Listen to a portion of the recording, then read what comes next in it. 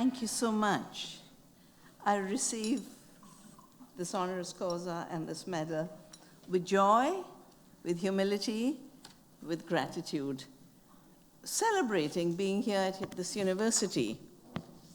I've received many honorary doctorates, but this is special.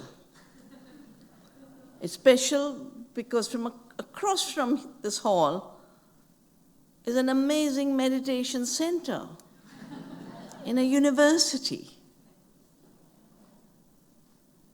Beautiful paintings. I don't know of any other university that has a painting per year. I mean, they have a logo and it stays on and on and on. And then lovely music. I want to thank. The song, it said, was 14th century, timeless. And thank you for summarizing my long, long, long life. It is a long life. And I will go home with very warm, fond memories of today. Also, I've never been at a university function with only women on the stage.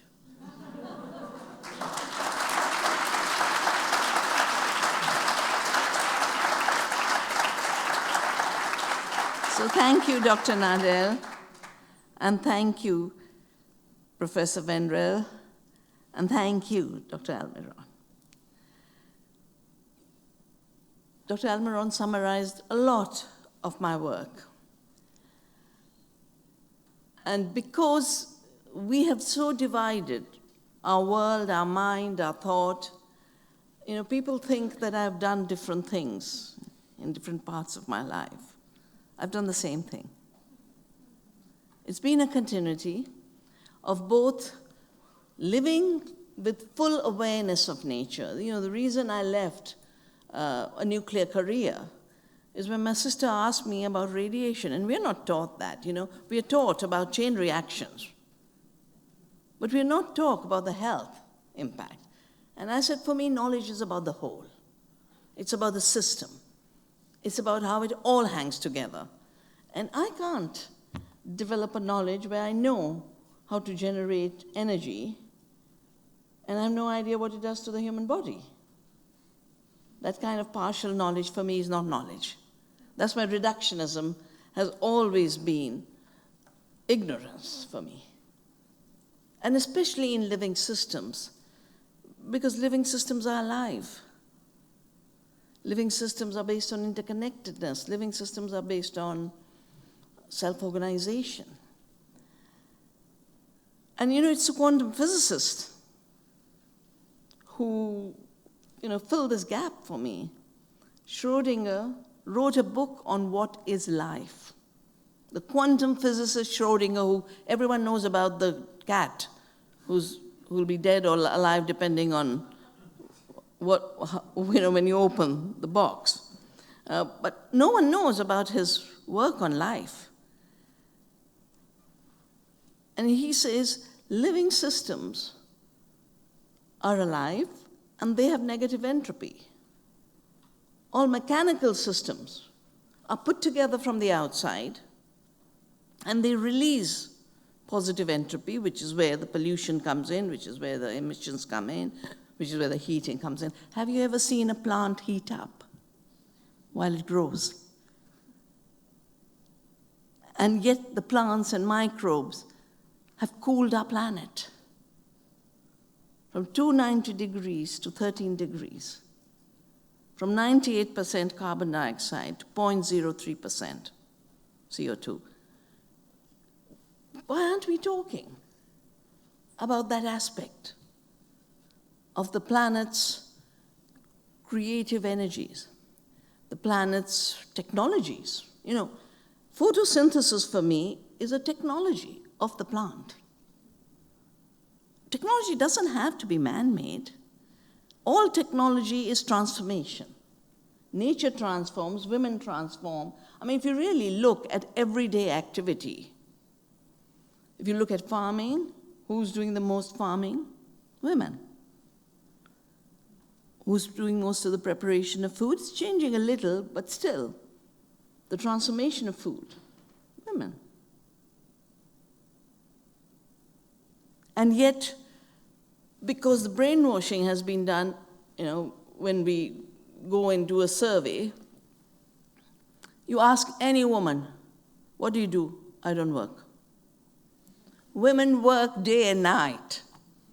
They grow the food, they take care of the young, they take care of the old, they hold community together. And yet, because work was defined as A, extraction, 2, selling a bit of your labor power, but worst, if you read Locke defines work as the spiritual work of capital. This construct called capital is working. It can't do anything. It's just a construct we created. The wealth is created by nature, by the soil, by the plants, by the seed, by people who work with nature, people who work with their bodies, people who work with their creative minds. And the mechanistic worldview, which for me has always been very artificial, whether it was walking in the forest, or later doing quantum theory, or all my life doing ecological work. The mechanistic worldview is the big block. Because not only is it mechanistic, as you mentioned, it's patriarchal. It's really Bacon. Bacon writes a book called The Birth of Masculine Time, and says enslaving nature is masculinity. He misdefined men, masculinity, and nature. And so we created a violent system of knowing, or not knowing, how the earth works. And yet, all knowledge systems of the world, all the sciences of the world, all the new sciences in the world, 100 years ago, quantum theory was created, and it showed us there is no separation. You cannot separate. The world is entangled and interconnected. In quantum theory, we talk of non-locality. That was my thesis. Indeterminism and non-locality. So my thesis was on hidden variables and non-locality in quantum theory, that you can never separate. Two particles that were once together will always be connected light years away. Second, beautiful. And for the students, this is particularly important. We created instruments to make everyone think that you're essential. Women are essentially inferior to men. Nature is, of course, passive raw material, and you're born with an IQ. Your intelligence is fixed. These measures like yield or growth actually measure much more the deceptions of a controlling mind than the reality of a living world. In quanta, there's potential. Every young person who has come to this university has come with potential. And I can tell you, this university is going to cultivate that potential even more. Just the little bit of experience I've had. So there is no fixed thing in the world. The inert, passive world that's been constructed in our minds doesn't exist.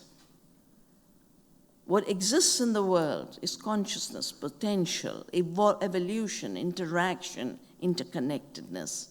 And we've been made blind to these real processes.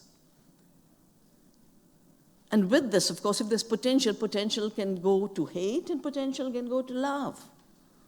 Potential can go to wars and potential can go to peace. It's how we cultivate it. It can go to hopelessness and it can go to hope. It's the cultivation. And the cultivation also means, because there are alternatives and there are different potentials, there's indeterminism.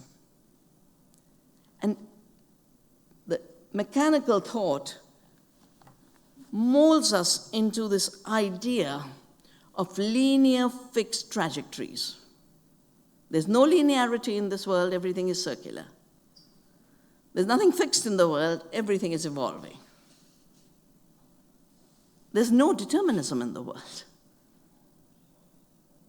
We often exaggerate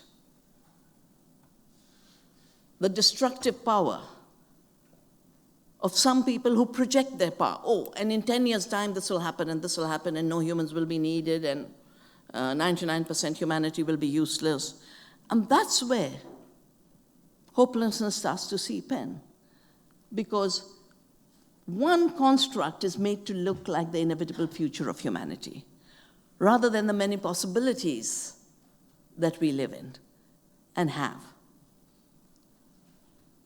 So separating is the beginning of violence. And seeing the interconnectedness is the beginning of peace, including peace with nature. It's the seed that has taught me so much, because the seed, by its very nature, is autopoietic.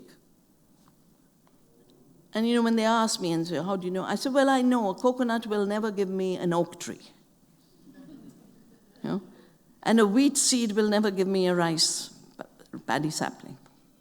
The patterns are built into the seed, right? Just like for the quanta. In a quanta, the potential is enfolded, as it's called, enfolded to unfold, to become. In the seed, the tree is already there. The patterns are there. In reliability. No external control. It's autopoiesis, the poetry of nature, being written by life itself. And the seed, show me a seed who says, I won't give you seed till you give me a royalty. Seeds are abundant. They spread. They multiply. One seed will give you 1,000. One seed will give you 100,000. The 100,000 in the Latin is called million. It's the million. And that's why the family of crops, which became my favorite crops 35 years ago, and now the world is waking to them, the millets are called millets because they have 1 million seeds. But the beautiful thing about the millets is each seed is very tiny. It's just full of nutrition. And from our work in Navdanya, we're finding it's very resilient. You can have a drought and you can have a flood, and it'll deal with both. They've been called primitive grains. They've been called coarse grains. And in our language, these little seeds have been called the fat seeds. So they got obesity all wrong right from the beginning. They got obesity wrong in the measuring of yield, because yield doesn't measure how much production is taking place. It doesn't measure how much the soil and biodiversity has regenerated. It definitely doesn't measure the well-being of the farmer, which is why all farmers are rising right now, every country. And it doesn't measure the quality and health in what is produced. So we are creating nutritionally empty commodities full of toxics that's making everyone sick, 75% diseases related to ultra-processed food, chemically toxic food. Soil's dying, 75% water gone, 10 times more water is used. 93% biodiversity gone. Because every chemical in agriculture, its only purpose is to kill. So you assume everything is killing everything else, and then you kill everything. So insects, what do? Finish them off with insecticides. And plants, which with photosynthesis give us our climate, give us our food, give us our nourishment, give us the shade. No. We must create herbicides to wipe them out and declare most of them weeds and useless. So glyphosate gets extended 10 years in Europe in spite of all the evidence that it's a carcinogen.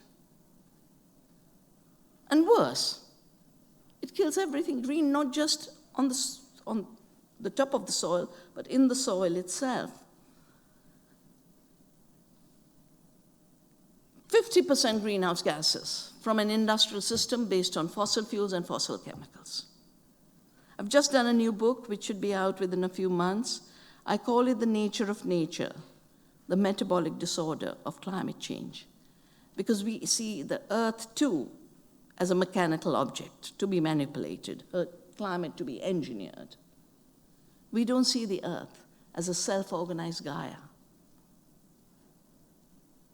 which has given us the context in which we are and can live. And of course, that context is changing because of pollution. But for me, the seed is a big teacher for the simple reason the seed is the ultimate self-creation, autopoiesis, complex self-organization. And that's why in '87, when the same industry that brought us pesticides and chemicals, sitting there and saying, now we will do genetic engineering in order to take patents on seed, and we must have an international law to prevent farmers from saving seeds. I said, every sentence of yours is bad science. You're saying we will make genetically engineered organisms in order to take patents on seed. So for you, GMO means God move over. Because a patent is granted for an invention, something you have created. A seed is not created. You might add a gene. You can add a gene by agrobacterium. You might add a gene by a gene gun. But that one addition of a gene is not making of the seed of its generation on generation on generation. The seed makes itself. So that's the day I decided I was going to save seeds, create community seed banks, but I would work with my government to speak the truth of life. You know, we have a very beautiful ancient text which says, to say this is mine and this is yours. You are less and I am more. You're my friend and so is an enemy. All this is a result of petty thinking. The evolved mind knows that the whole world is one family. Now, I should write these notes to our parliament, and they adopted a law that plants, animals, and seeds are not human inventions. Therefore, they cannot be patented. Therefore, seeds have no patent in India. The technology of transformation can have a monopoly, but the seed in the field grows itself. And that's also the reason, you know, I've watched my grandmother using neem to protect our silks, to protect our grain. And then the US government, a big chemical company, claims to have invented the use of neem for pest control and fungal control. So we fought a case for 11 years. With nothing, except truth on our side, love and friendship on our side. I contacted the head of Greens in European Parliament and the head of IFOAM in the world, and I contacted, of course, people. I brought 100,000 signatures to the European Patent Office. All we had is love, friendship, truth. 11 years we fought the US government and W.R. Grace, and they lost. The neem won. The neem's name, as a director, Indica, I didn't realize it till I started doing this campaign. Azad Darakht is a Persian name for the neem. And it's called Azad Darakht because in the peak of summer, its leaves are full. And in the wind, they're blowing, and they're like a fan. There's a lovely lady here sitting with a fan, but like the neem tree is a fan for everyone. And beautiful green, and it's used for fodder, it's used for food, it's used for our dental care, it's used for, it's called the village pharmacy with 1,000 uses. And then the basmati, our valley is famous for basmati. That was patented, we dealt with that. wheat, our ancient wheats, never caused gluten allergy. So Monsanto had patented our wheats for selling for those who are, because 1/3 of Europe is full of gluten allergy.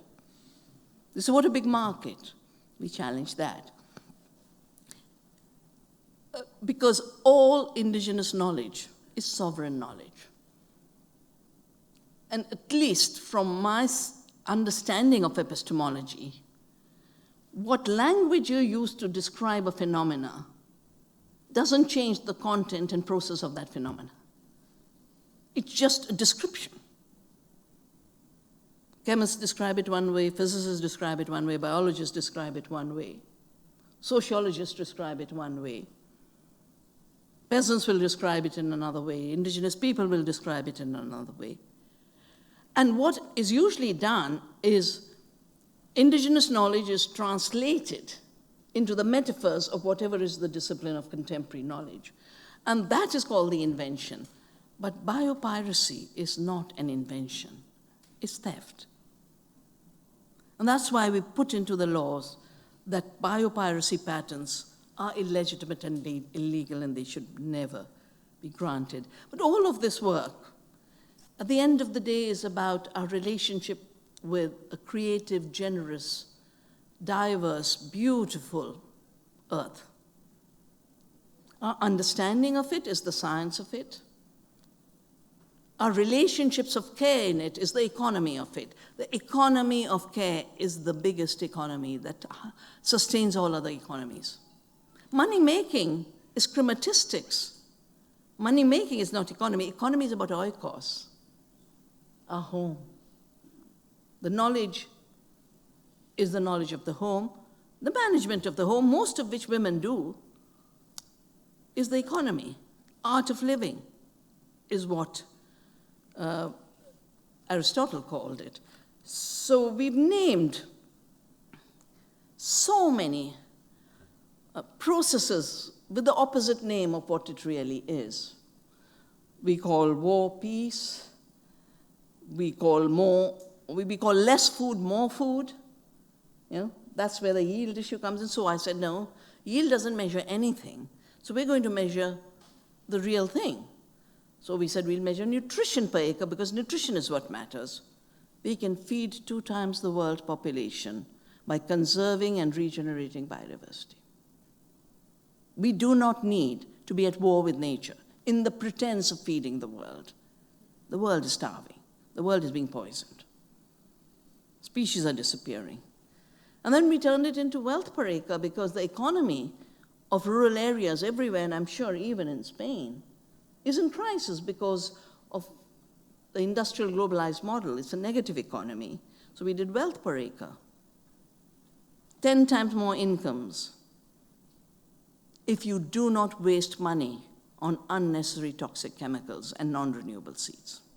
And you build local economies rather than growing commodities for a handful of corporations. And now we're working on care per acre. How well is the soil doing? How well are the insects doing? How well are the birds doing? How well are the people eating the food doing in terms of health? And, early research is coming out. The soil has far more nutrition, and when the soil has nutrition, the plants have nutrition. When the plants have nutrition, they bring nourishment to our gut microbiome. When our gut microbiome is nourished, we are healthy. So the whole system is flowering again. And all of this begins with respect for life, regenerating the commons, knowing that women and indigenous people and farmers through their doing have knowledge, and rebuilding and regenerating an earth family in which everyone participates. All beings participate. The earthworms participate, the soil fungi participate, the pollinators participate. And together, we can move from the despair of collapse and extinction to the regeneration of let's do our best for each other and the earth. Thank you.